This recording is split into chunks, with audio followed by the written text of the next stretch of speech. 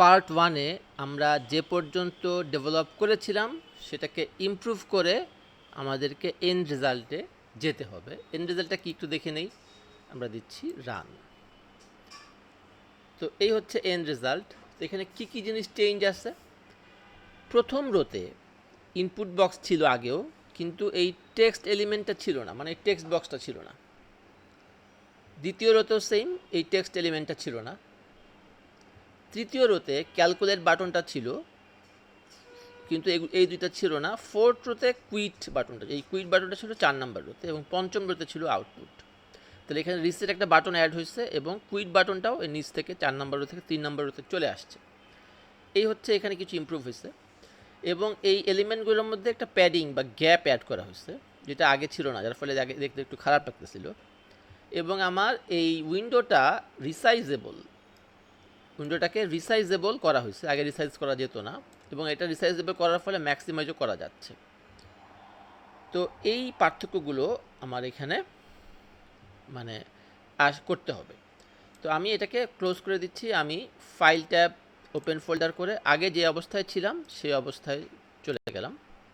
তো আগের অবস্থাটা আমরা ভার্সন 1 করছিলাম, যে এটা হচ্ছে আমার ভার্সন 1, এই পর্যন্ত হয়েছিল আমাদের আগের বার, যে এইটা এই পর্যন্ত আমাদের ছিল। আমি রান করে দেখতে পারি।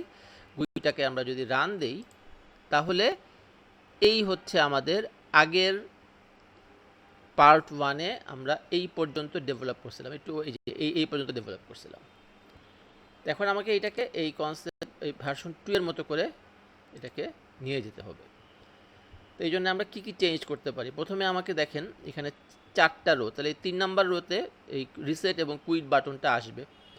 তাহলে আমি একটা কাজ করতেছি, এই 4 নাম্বার রোতে আমার এই যে বাটনটা আছে কুইট বাটন, এটাকে কাট করে আমি এখানে কমা দিয়ে এটাকে দুইবার কন্ট্রোল ভি, আবার কমা দিয়ে কন্ট্রোল ভি দিয়ে দুইবার পেস্ট করে দিলাম। এবং এই দ্বিতীয় যে কুইট বাটন, এটাকে আমি রিসেট বাটনে চেঞ্জ করে ফেললাম, এবং এই রোটাকে বাদ দিয়ে দিচ্ছি, এই রো আর থাকবে না। তো এই হচ্ছে আমাদের একটা চেঞ্জ হয়ে গেল। এবার আমি যদি রান দিই, দেখা যাক কেমন দেখায়। দিলাম হচ্ছে রান দিলে আমাদের গুইটা আমাদের সামনে আসতেছে, এবং হ্যাঁ, এটা রিসেট বাটন এখানে আসছে, কুইট এখন দেখেন খুব কাছাকাছি, একটু গ্যাপ দরকার, এবং রিসাইজ করার ক্যাপাসিটিটা অ্যাড করতে হবে। এই জন্যে আমরা এই যে উইন্ডো এলিমেন্ট, যেটা এখানে কিন্তু বেশ কিছু আরও অ্যাট্রিবিউট আছে। এখানে এন্টার দিলাম। তো এখানে আমার প্রথমে এই উইন্ডোটা কি সাইজের হবে, সাইজ এলিমেন্ট ইউজ করতে পারি, সাইজ দিয়ে দিচ্ছি ট্যাব। তো এটা কিন্তু একটা টুপল, এই যে নান, এটা টুপল। তাহলে ফার্স্ট ব্র্যাকেটের মধ্যে আমি দিচ্ছি এটা আমার প্রস্থ হবে 1200 এবং উচ্চতা হবে 400 দিয়ে আমি রান দিয়ে দেখি কী অবস্থা। দিলাম রান, একটু বড় হয়ে কি আসে, একটু বড় হয়ে আসছে, আমাদের গ্রাফিক্যাল ইন্টারফেস একটু বড় হয়ে চলে আসছে। এবং এখানে রিসাইজ কিন্তু এখনও করা যাচ্ছে না, এবং ম্যাক্সিমাইজ করা যাচ্ছে না। এখন রিসাইজ করার অ্যাবিলিটি আমি উইন্ডোতে অ্যাড করব। তাহলে আমি এরপরে কমা দিয়ে দিচ্ছি এন্টার। এখন রিসাইজেবল একটা আর্গুমেন্ট আছে, এটা দিলাম, দিয়ে এটাকে আমি লিখে দিচ্ছি ট্রু। এটা ডিফল্ট মান হচ্ছে ফলস থেকে ট্রু। তখন কী হবে যদি এটাকে রান দেই, তাহলে এই যে আমার গুইটা আসবে, আমি এটাকে রিসাইজ করে বড় ছোটো করতে পারবো, এবং আমি ম্যাক্সিমাইজ এবং মিনিমাইজও করতে পারবো। আরেকটা হচ্ছে এলিমেন্টগুলোর মধ্যে গ্যাপ বাড়াইতে হবে। এই জন্য আমি কি করতে পারি, এখানে উইন্ডোর আরেকটা ইনপুট আছে, সেটা হচ্ছে প্যাডিং, এলিমেন্ট প্যাডিং। তো এখানে আমি এটাকে এটাও একটা টুপল, এখানে দিচ্ছি আমি 10,10, অর্থাৎ প্রত্যেকটা এলিমেন্টে আমি প্যাডিং অ্যাড করলাম।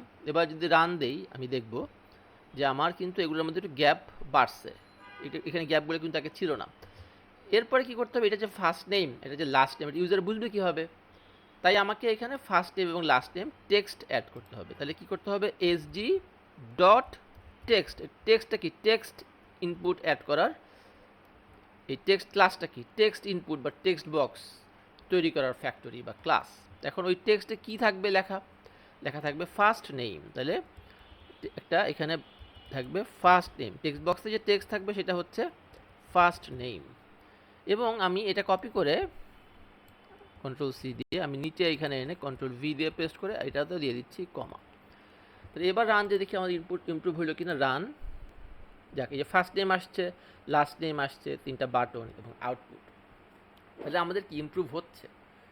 এখন আমার রিসেটের কাজটা কি আমি দেখি এবং কুইটের কাজটা কি। আমি যদি এখানে লিখি যে ভ্লাদিমির এবং এখানে লিখি পুতিন, লিখে আমি যদি বলি ক্যালকুলেট, তাহলে কি হলো, আমার এই টেক্সট এলিমেন্টটা আপডেট হয়ে গেল। এখন আমি রিসেট দিলে কি হবে, 4টা কাজ হবে। একটা হচ্ছে এই ইনপুট বক্সটা ফাঁকা হবে, এই ইনপুট বক্সটা ফাঁকা হবে, এই টেক্সট এলিমেন্টটাও আগের অবস্থায় মানে আউটপুট লেখাটা আসবে আগে, মানে ডিফল্ট অবস্থায় ব্যাক করবে, এবং এই যে ইনসারশন পয়েন্টটা আমার ফার্স্ট নেমের ইনপুট বক্সে যাবে। এটাকে বলে সেট ফোকাস। রিসেট দিলাম, রিসেট এখন কাজ হচ্ছে না, কারণ এখন আমি রিসেট হলে কী করতে হবে সেটা বলি নাই। মানে রিসেট ইভেন্টটাকে কীভাবে হ্যান্ডেল করব সেটা কিন্তু আমার এখানে নাই। দেখেন এখানে কিন্তু আমি এই যে ক্রসে ক্লিক করলে কী হবে সেটা বলছি, কুইট বাটনে ক্লিক করলে কী হবে, ক্যালকুলেটে কী বলবো, রিসেট করলে যে কী হবে সেটা কিন্তু আমি বলি নাই, সেটা আমাদেরকে অ্যাড করতে হবে। তাহলে এখানে এসে আমি দিচ্ছি কেস ডাবল কোটের মধ্যে রিসেট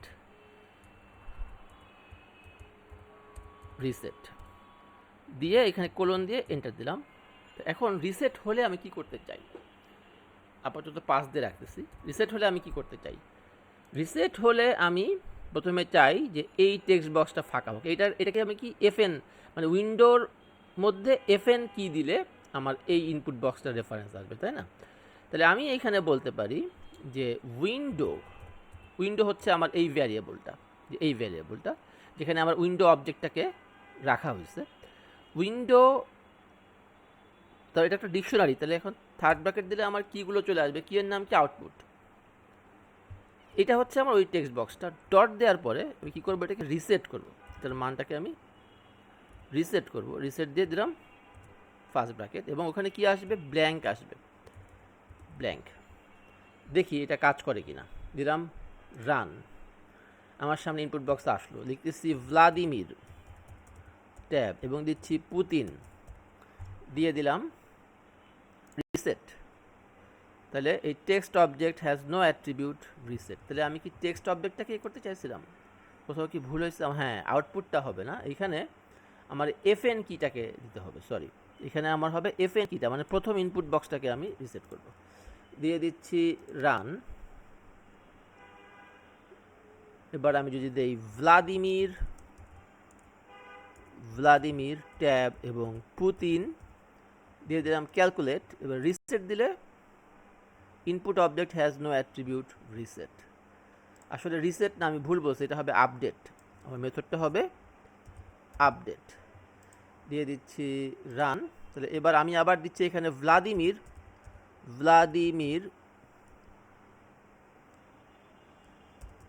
ভ্লাদিমির ট্যাব পুতিন, এবার দিচ্ছি ক্যালকুলেট রিসেট।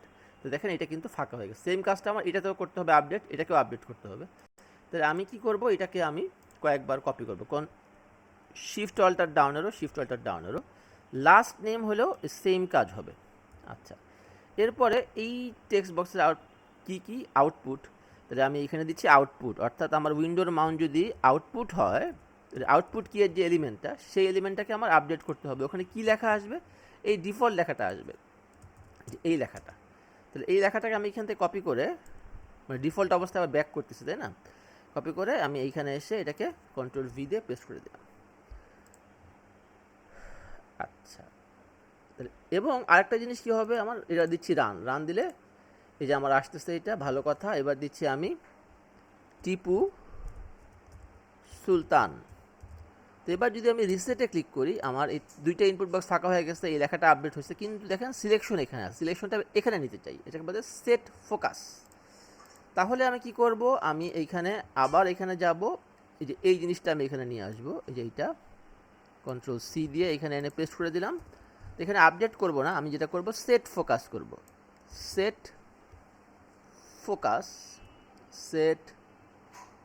ফোকাস দিয়ে ব্র্যাকেট।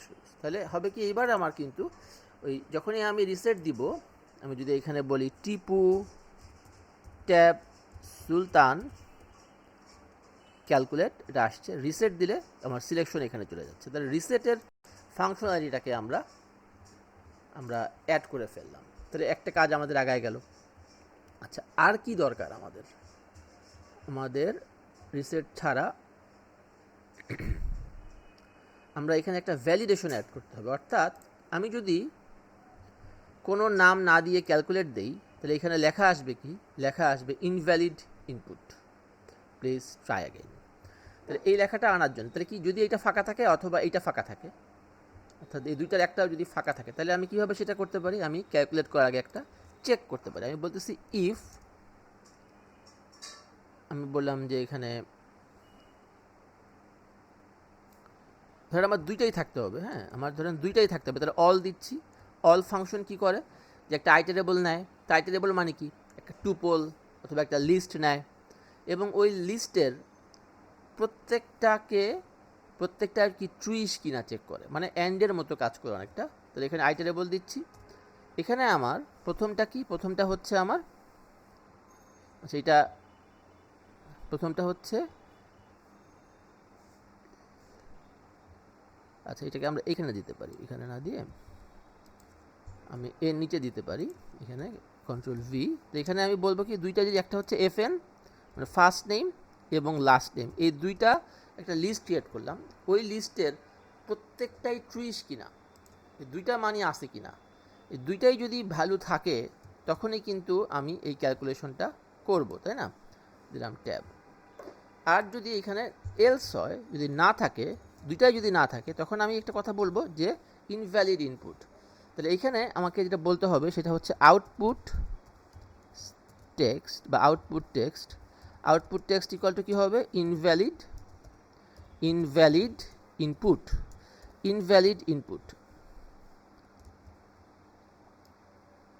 আচ্ছা, এই ক্ষেত্রে আউটপুট টেক্সট কী হবে? এক্ষেত্রে আউটপুট টেক্সট হবে যে আউটপুট টেক্সট, মানে যদি আমার মানগুলো থাকে তখন আউটপুট টেক্সট হবে একটা ফরম্যাটেড স্ট্রিং, যেখানে বলা হবে দ্য ফুল নেম ইজ দিয়ে এখানে আমরা এই নেম ভ্যারিয়েবলের মানটা ইনসার্ট করে দিচ্ছি। তাহলে এই আউটপুট টেক্সট এখানে, সরি এটা এরকম হয়ে গেছে কেন, এটা হবে আউটপুট টেক্সট হবে ইনভ্যালিড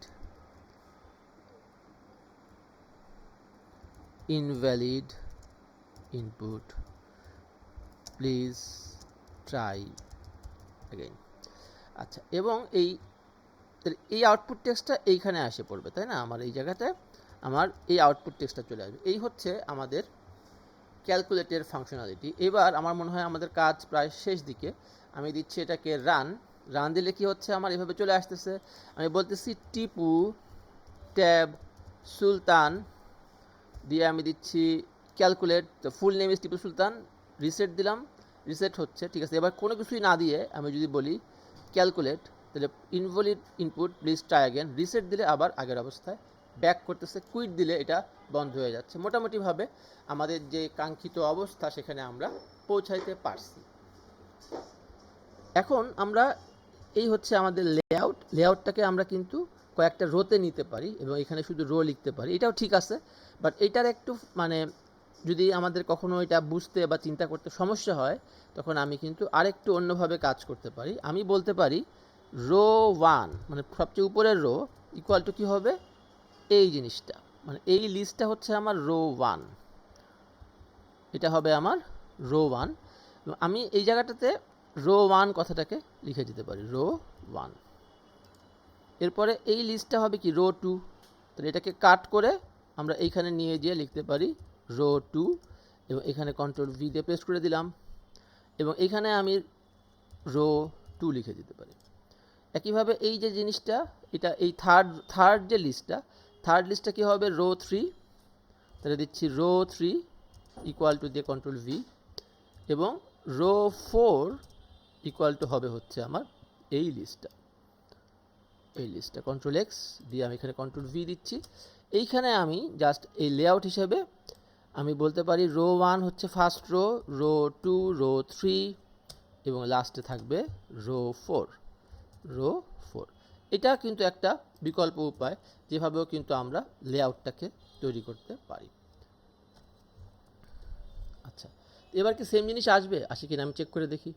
আমি এখান থেকে দিচ্ছি রান, সুন্দরভাবে চলে আসছে। আমি এখানে বলতেছি টিপু সুলতান, দিয়ে দিলাম ক্যালকুলেট, ফুল নেম রিসেট, চলে আসতেছে। যদি আমি এখানে কোনো মান না দিই, যেমন একটা মান দিলাম টিপু, কিন্তু লাস্ট টাইম দিলাম না, যদি বলি calculate invalid input please try again, এভাবে আমাদের মোটামুটিভাবে আমাদের যে কাঙ্ক্ষিত অবস্থা সেই অবস্থায় আমরা চলে আসতে পারছি। এবং এটা ছিল আমাদের পাইসিম্পল গুই দিয়ে, মানে পাইসিম্পল গুই লাইব্রেরির প্রাথমিক ধারণা বা বেসিক কনসেপ্টস, বিগিনার যে কনসেপ্ট সেটা আমরা এই প্রথম 1 এবং 2 ভিডিওতে আমরা লাভ করলাম। এবং এটার মাধ্যমে কিন্তু আমরা এমন না যে মানে খুব ইউজফুল কোনো অ্যাপ বানাইছি, বাট আমি পাইসিম্পল গুই লাইব্রেরির একটা প্রাথমিক ধারণা কিভাবে এটা অপারেট করে তার একটা প্রাথমিক ধারণা লাভ করতে পারছি। তা আমাদের যেটা করতে হবে, এই 2টা ভিডিওতে এই যে ছোট্ট একটা অ্যাপ একটা বানানো হয়েছে সেটা আমাদেরকে প্র্যাকটিস করতে হবে, যাতে থার্ড ভিডিওতে আমাদের আরেকটু অ্যাডভান্স যে জিনিসগুলো আসবে সেটা আমরা সুন্দরভাবে শিখতে পারি।